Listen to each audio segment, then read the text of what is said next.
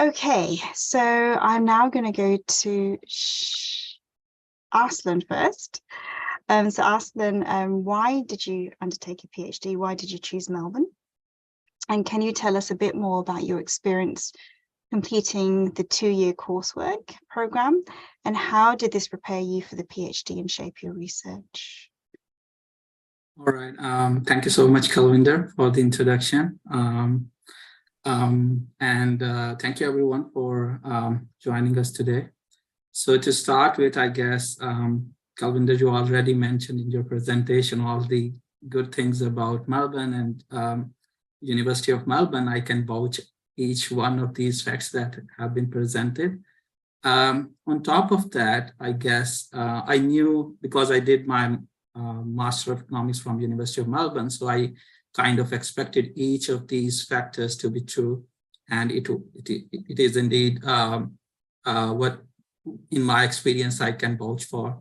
But the most important factor when I applied for the PhD program was the 5-year PhD component with 2-year coursework and 3-year research work. I cannot stress that enough, how important that is for me, because I wanted to pursue academia as a profession, and then I guess this would put us on the same footing as the leading universities in the US. So there is no other reason to to choose other universities in the US rather than the University of Melbourne. But in hindsight, if I have to pick one factor to sell a kind of this program to others, I would say it is the community support that we have as a PhD faculty. So we are kind of a family here. So rather than a competitive environment, you would find each and every one, whether the senior cohort members or professor, they would all encourage you and then try their best to improve your work, give you feedback. So I guess that is one of the most important factor to consider when you apply, and I find it really helpful. In terms of coursework, I guess, so I won't sugarcoat it. It's very competitive coursework program, and that is to be expected with a leading university like University of Melbourne. But to highlight, I guess, so I had a background in commerce, so I wasn't well versed in mathematics. So in the coursework, I get the opportunity to take few mathematics courses. So I requested Kalwinder, and given my case, so she allowed me to take that course from mathematics department, and it helped me to strengthen my theoretical foundation, and that really helped me to understand the proof writing in the theoretical microeconomics courses. So this is the benefit of having a coursework. And the second thing is that I'll give you again my example that when I joined the PhD program, I wanted to do applied microeconometric work with the focus on development economics. But then in my second year, I thought, why not to explore other areas? And I took one course in experimental economics. And to my surprise, I really liked that course. And now I am ending up, choosing the experimental economics as a field. So with this coursework program, you have this option to, explore other areas. And if you like those areas, you can later on switch to those areas and develop it as your research career. And yes, I guess these are the, yeah.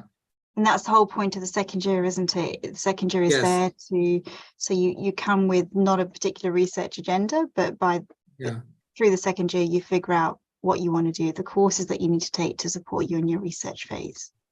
And also with this coursework, I guess this would give you some buffer time to, select your supervisor, which suits your personality and your research interest, which is, if there is only research program, it is very hard to come up with a collaboration which is, suits you, beforehand.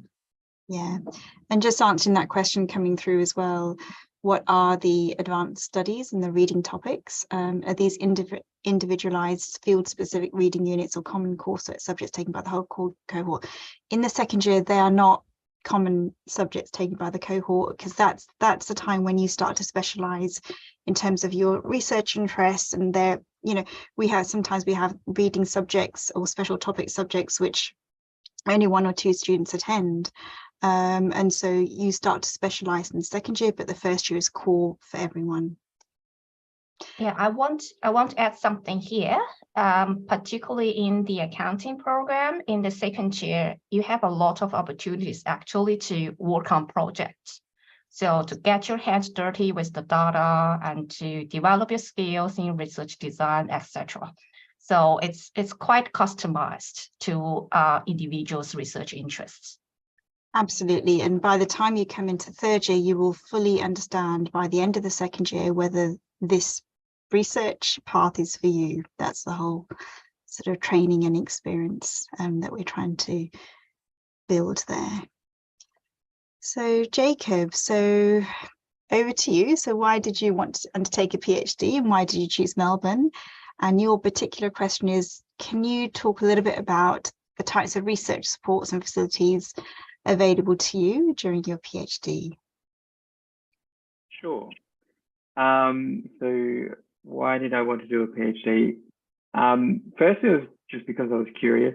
I just wanted to keep learning more and more, but eventually I decided I really wanted to sort of accomplish something in the field and make a contribution in a meaningful way. I've always liked studying economics and how it can influence policy making and things like that. And doing a PhD seemed just like the obvious way to achieve this, I guess. Why Melbourne? Like Arslan, I did my master's here, so I kind of already had a sense of what the community was like. And I don't want to sound like a broken record, but the community is great. During my master's, I kind of shopped around. I was lucky enough to go on an exchange program in Italy. I kind of wanted to sample other schools and see if I wanted to study there. The school was great, but I feel like it was more competitive and it sort of lacked the same warmth and camaraderie that I feel at Melbourne. As Arslan said, I feel like we're just like one big group of students working together. We're not really competing with one another. So that kind of sealed the deal for me. I also really love the city. I'm biased because I grew up here, but it is a really wonderful place to live. Anytime I travel, I feel like, I'm very grateful to come back here at the end of the travel. Sometimes I joke that maybe I would be more productive in a less exciting place, but I think I'm certainly much happier here, and that's the most important bit, I think. So a bit about the support for travel. So as Kalvinda mentioned, there's lots of sort of funding that the university provides to sort of facilitate travel. So attending conferences and research visits. I've got one coming up to Berkeley in August, and my supervisors were fantastic in supporting me through this, helping me with my application. They have connections over there, so they really helped land the position. And as soon as I made my case to the scholarships department, they were happy to support me financially as well. So that's been fantastic. And that's all I had to say about that, I guess. Fantastic. Great, Jacob. And Shinran, my final questions for you. So again, why did you want to take a PhD and why Melbourne? And what's the social and research culture like here in Melbourne? And what support do you receive from your supervisors in the department? All right, thank you, Kalvinda. So yeah, my story of why doing a PhD is more of a story of discovery. When I graduated from my undergrad, I actually do not know what I want to do. I only know what I do not want to do. And the best way to sort this out is by continue going to school until I have an idea. So then I gradually realized that actually I want to understand kind of like how things work, how people born equal actually would end up so differently, and how we as other people could help the policymaker, help people who want to lend their help to make the world more equal. I realized I actually want to become someone who would be able to provide policy advice and insights that would facilitate such changes. And then what else we would do? The best thing you could do is do a PhD, become an expert, and people will start to value your ideas, and you could make the changes happen. And I guess it would be essentially worthy for me to answer this question of why Melbourne, because as Kalwinder introduced me to you, you notice that I had my background like studying everywhere in the world. And I think one of the advantages of the PhD program in Melbourne is that you get the best of both worlds. You get a program that's comparable to all these first-class programs in the United States. But at the meantime, you don't have that much peer pressure or pressure from the faculty or anything that you would expect in a highly competitive environment. University of Melbourne or Faculty of Business and Economics is a place that will accept you, embrace you, and treat you as part of a family. And this is actually very important because doing PhD is very demanding. There are days when you just feel it's a pain. Why am I through this? And that's a very important factor that can keep you through all these very necessary training and experiences. So as for the support, both from as for the support or the social and research culture in the department, just as Jacob and Asa mentioned, we are a very close-knit community. And everyone is so welcoming to whatever you want to say that actually it's not only you and your supervisor who care about what research you're doing. Your PhD program coordinator cares, and even other faculties in the department who happen to work in a similar field will also care. And all of them are very happy to have a catch up with you, get to know how you're doing, and provide you valuable feedbacks. Nobody is to be feared. As long as you reach out, everyone is more than happy to help you. And I think this is very valuable.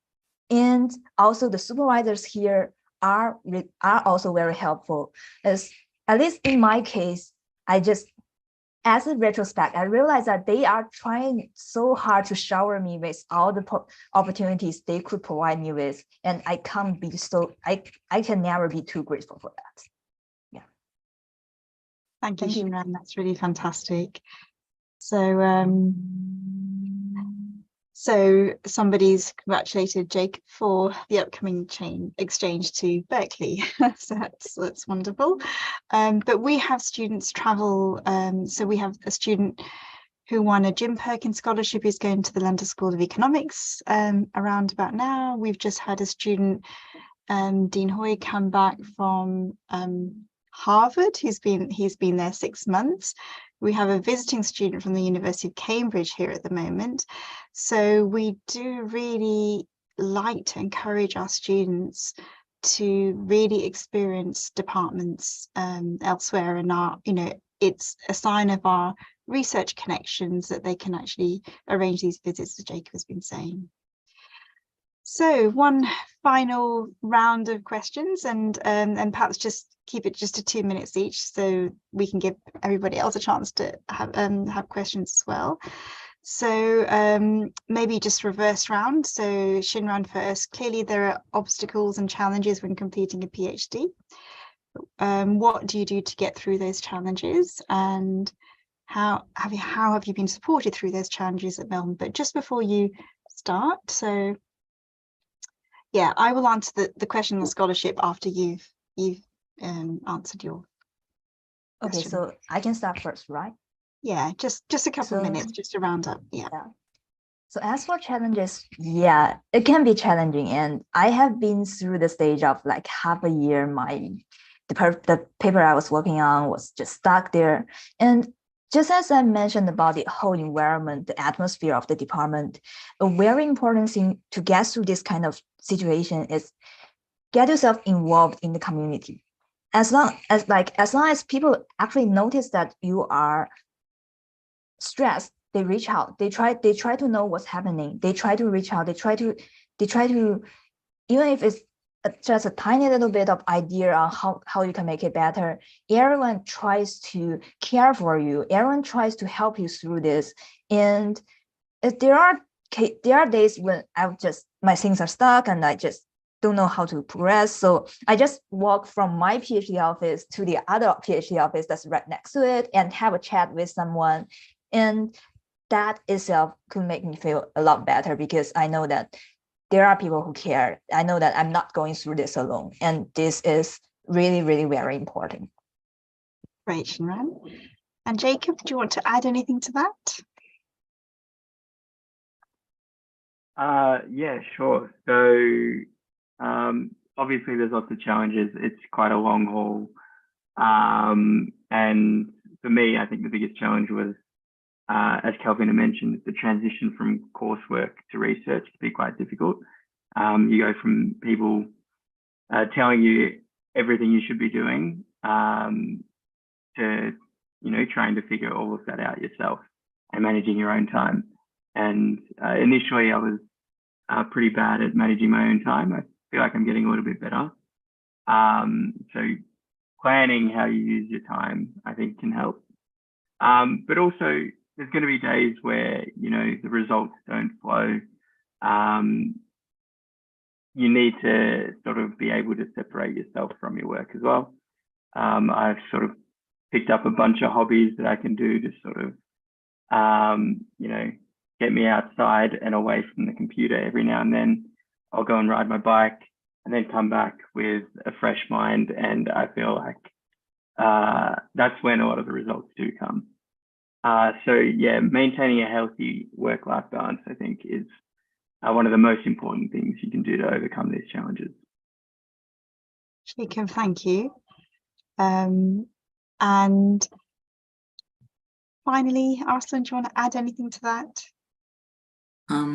Yeah, I would like to give like a few examples so that everyone would have an idea what kind of a sport we have here. So in terms of challenges, so first of all, there could be challenges of like coding or some specific skills. And Kalwinder, in her time as a PhD program director, so asked us about what skills do we need, what workshops do we need, and she takes our feedback very seriously. And one example is that I told her that we need a workshop on ArcGIS to, plot the cool geographic maps, which is prevalent in almost all of the applied microeconomics papers, and Python. So in our last semester, she arranged a course half dedicated for these two areas, so which is very nice to have. Secondly, as a non-native English speaker, writing could be very challenging. And in order to improve our writing, so again, to take our feedback seriously, she organized a workshop for the PhD students to help them improve on their writing. And in terms of mental well-being, so Kalwinder is very dedicated in this regard. So she, in my time, because I started my PhD during COVID, so we couldn't meet each other in person. So she made sure each month we meet, and she organized like groups. She paired us with our senior cohort members, and that's where we could learn from them. And then we feel like we are supported. We are not left on our own in the challenging coursework period. So that was really helpful. She was very, she kept her confidence in our abilities. So this, in that challenging time, I think that is what kept me going particularly.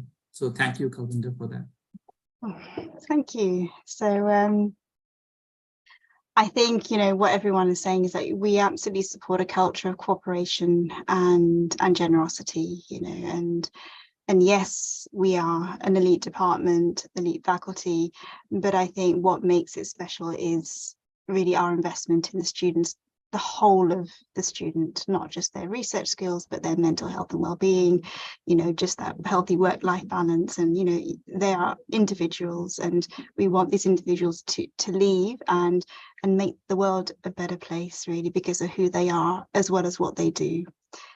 So just a couple of questions, and then I will ask Leek to add a couple of final comments. But for a scholarship, so yes, you know, in terms of your admissions, there is a minimum weighted mark average to actually get an offer, which is 75 across the whole, all the departments. But to get a scholarship, you'd have to get a particular scholarship score, which takes into account, yes, your weighted mark average, but any research experience that you have as well.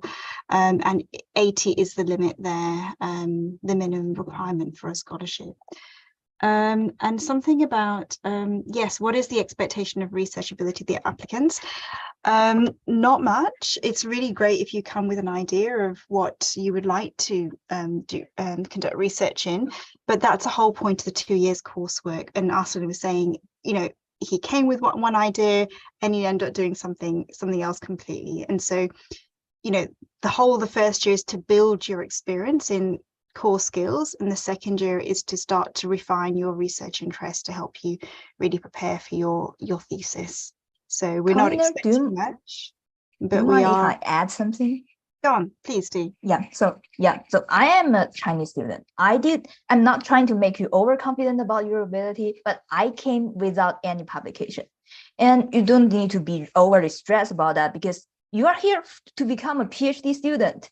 It's fine that you don't know like literally everything about it, because that's why we have the coursework. That's why we want to get you trained, get you to discover what you actually want to do and actually make quality research.